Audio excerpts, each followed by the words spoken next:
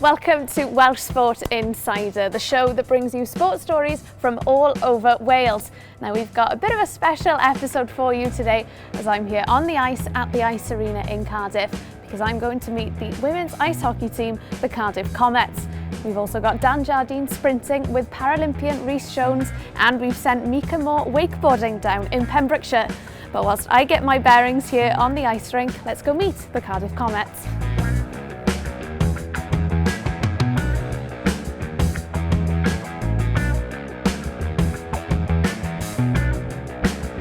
Well, Gemma, we're here at the Ice Arena in Cardiff. Now, you're currently in preparations for the new season, but how did last season go for the Cardiff Comets?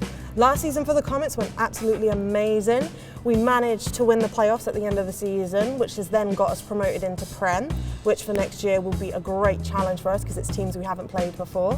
So it's a completely new level for the Cardiff Comets then? Yeah, it's going to be an absolute amazing challenge, and I think the team's ready for it, and we're ready to kind of give it a go and see what happens. Yeah. And when does the new season start? New season should start at the end of September, start of October time. And for anyone who's kind of interested in coming down, where can they find you? When can they come down and watch?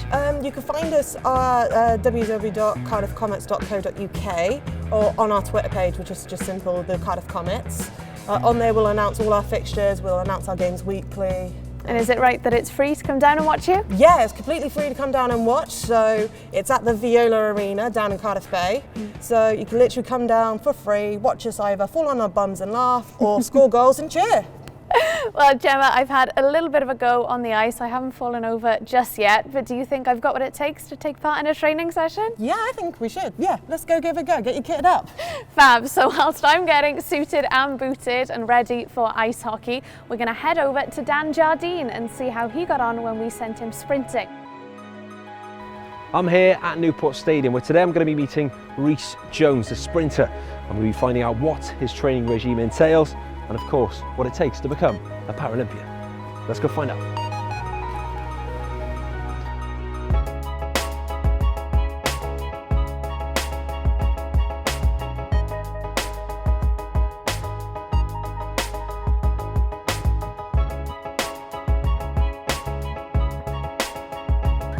Athletics has taken you all over the world.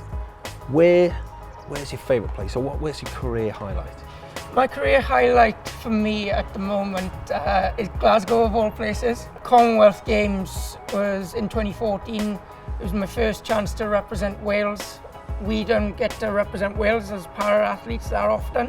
Obviously Team GB and everything is an amazing honour, but being Welsh, you just want to put that dragon on and you want to hear My Hen Wlad Fy Nhadau as the anthem. It was phenomenal, you know, I can't describe the emotions that came over me on that podium.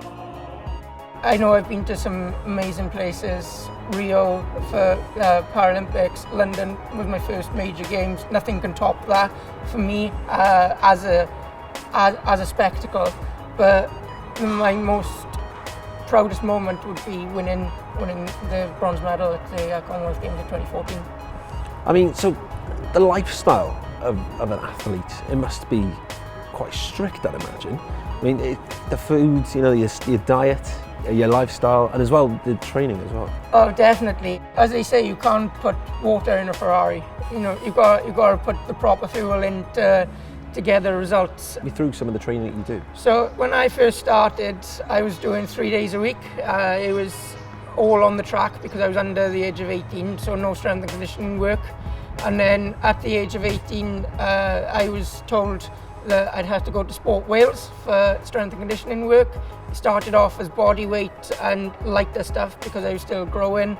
And then it came to 6 days a week training, and having Sundays off is quite taxing, but at the same time it is definitely rewarding. You're training here today with the Newport Harriers. Is there any chance that I can maybe learn from you, learn from the best? Definitely. You come on the track and have a try.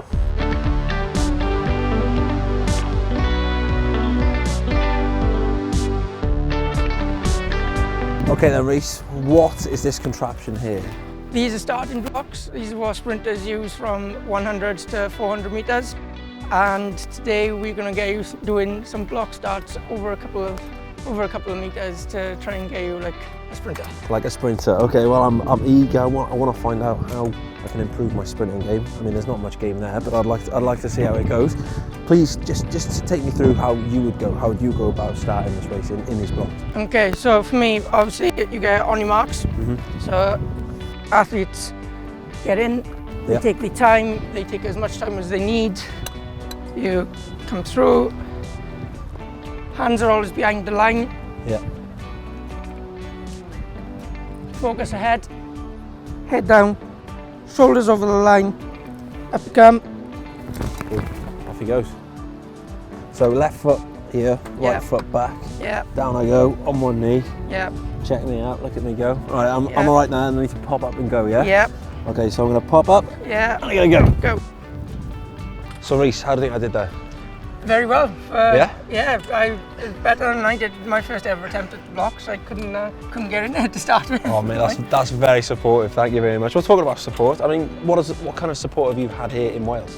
We've had a lot of support through Disability Sport Wales. As we got more and more into the athletics as well, Sport Wales has helped through strength and conditioning, physio. We know that they invest a lot of time and a lot of money in for what we do, and obviously we are paying them back for the generosity that they give to us. Absolutely, and I imagine that's just going to continue to grow and grow in the support for you and athletics as well. Definitely, yeah. Over the years, been on Team GB, where we've had UK Sport funding us through the national lottery. It's been a great help. You know, as you know, sport is expensive. What is next for you then?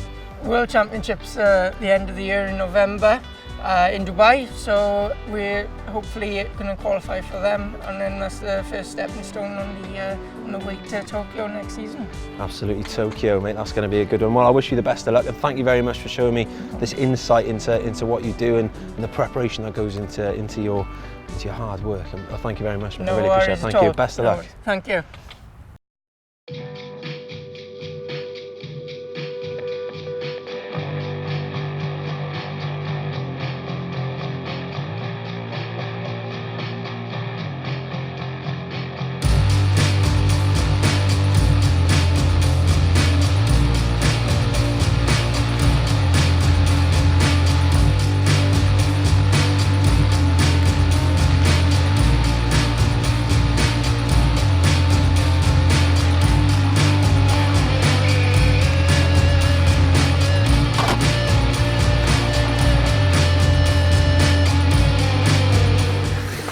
Well, Kim, I have to say you and the girls make the sport look so effortless. You're a new player. How did you get involved with the Comets?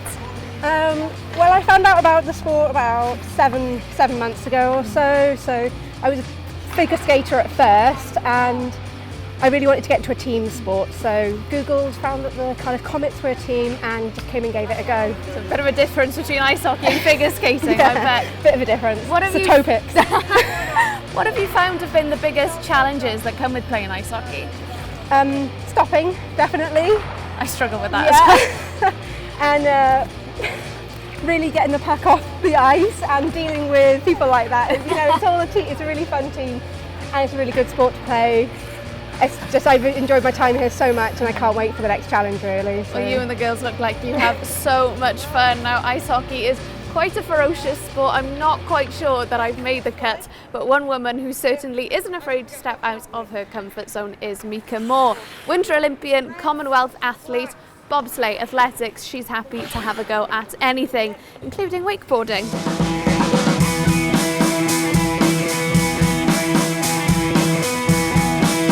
I'm here at Pembrokeshire Wake Park. Check out the facility and find out how the guys set it up. I'm also going to have a go at my first wakeboarding session.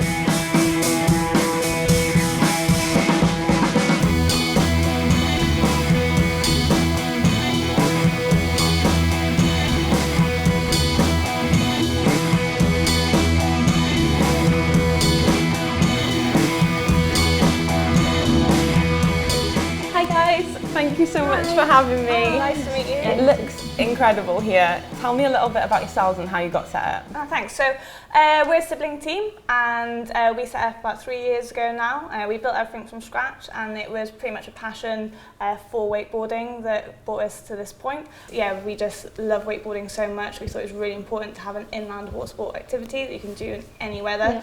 And bring something new to Pembrokeshire Yeah. and get everyone really involved, and it's something that's really accessible. If you don't own a boat, then you can obviously do an inland sport just as easy and progress really quickly. Incredible. And what sort of support did you have setting up the wake park? So we had a few different sources of support. Obviously, we got loans and things like that. Massively, we got Sport Wales funding. So there's national lottery funding that we received, which was a huge support for us in getting everything up and running. Because we did all the work ourselves, so we had limited funds available to it, and so it was really important to get that kind of funding on board, and also showed that they kind of supported what we were doing as well in promoting sport. Yeah, there's massive support from Sport Wales the whole way through the journey of kind of getting the grant, putting the application in, and then obviously since we've been up and running, we've been in touch still as well, which is really good. And how easy is it to get out on the water? I mean, I'm a complete novice. Do you think I'd... Super easy. Yeah, so with our beginners lessons, we guarantee to get everyone up and riding. You get one-to-one coaching throughout. The cables are built in a way that they're perfect for beginners. So essentially we'll get you on the water and we can show you how easy it is. Oh.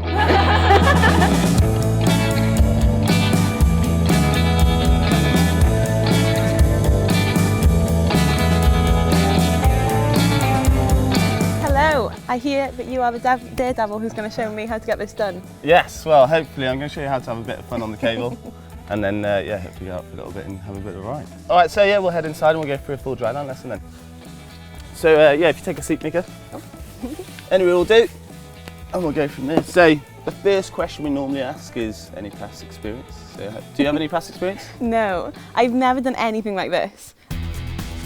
To actually wakeboard, all about taking time, finding balance, and just really relaxing. So obviously you've probably worked it out, this is the wakeboard we're going to go on. Okay.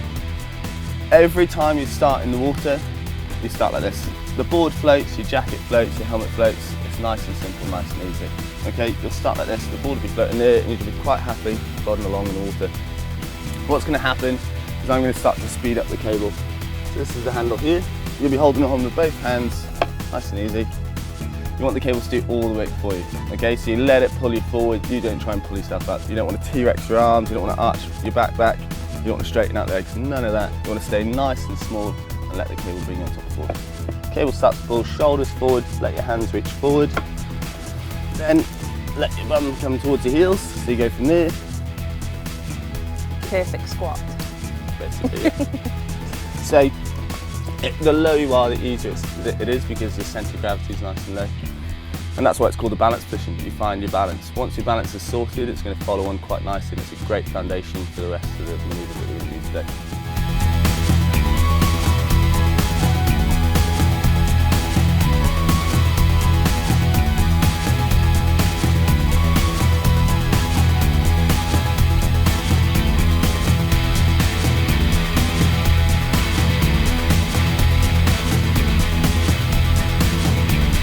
Again.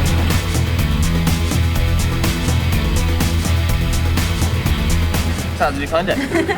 That was so much fun. I could stay up there all day. Awesome. Yeah, I mean, good. I think I'll be changing sports now. Yeah, well, there you go. Right, future ahead. Remember that comp's in 2 weeks' time, so gotta get training. Thank you so much for letting me come. I've really enjoyed it. It's been really good fun. Good. Glad you enjoyed it. It was a pleasure.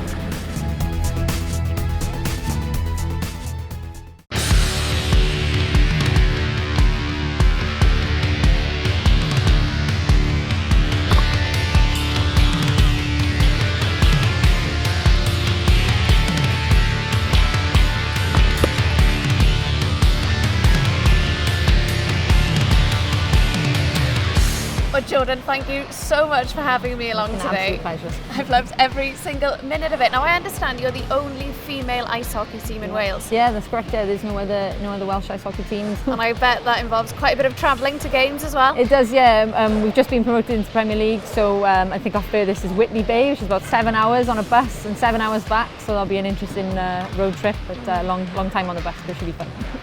And obviously I've learnt that you've had quite a bit of funding from the National Lottery and Sport Wales. Just how important has that been in developing the club? Oh, it's been absolutely massive. I mean, to be honest, we were struggling to do it without it. You know, you can't just get on and have a go. You need all the kit, and it's so expensive, and to ask somebody to pay all that money to come on for one time and might not like it. So you know, to get funding is huge, and we can kit the players up properly and make sure that everyone's safe on the ice. And also they've helped us with some funding for more sessions, so we can get some juniors going and hopefully build on the team. Yeah, and how important is it to have a female ice hockey club in the local area? It's huge. I mean, you know, there's plenty of there's loads of male teams. Yeah.